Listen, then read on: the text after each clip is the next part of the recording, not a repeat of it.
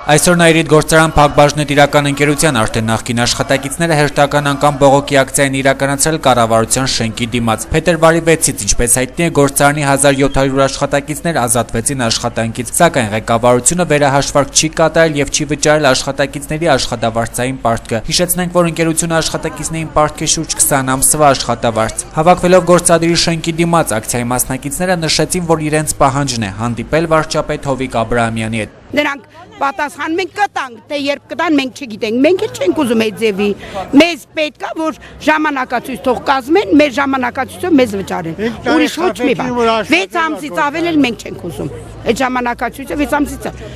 ոչ մի անգամ չի ընդունել։ Նայիրիտի հնարավոր վերագործարկման այդ հույսեր նախկին աշխատակիցներն այլևս չեն կապում, բայց հայտարարում են իրենց աշխատանքից հեռացրել են օրենքի կոպիտ խախտումներով, որպես հիմնավորում հավաքվածները նշում էին գործարանի ղեկավարությունը պարտավոր էր երրորդյա ժամկետում կատարել վերահաշվարկ եւ աշխատանքից ազատվածներին վճարել աշխատավարձային պարտքը։ Խախտում է օրենսգրքի։ Հենց դրա համար էլ եկել ենք, նախ խախտումները շատ են,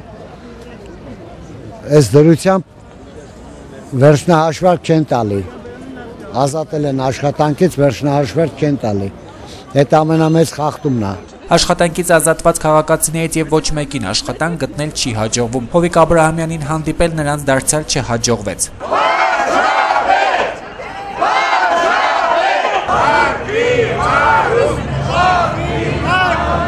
Նույն պահանջով կառավարության շենքի դիմաց ակցիայի մասնակիցները կհավաքվեն նաև վաղը։ Նշենք, որ Համաշխարհային բանկի Երևանյան գրասենյակն այսօր տարածել էր հայտարարություն, որ աջակցելու է Նայիրիտի վերաշահագործմանը։ Հայտարարությունում նշվում է, որ աշխատանքները կմեկնարկեն փետրվարի 25-ին եւ առաջին փուլը կտևի 2.5 ամիս։ Երկրորդ փուլով կիրականացվի Նայիրիտի գործունեությանը առնչվող շրջակա միջավայրի ուսումնասիրություն։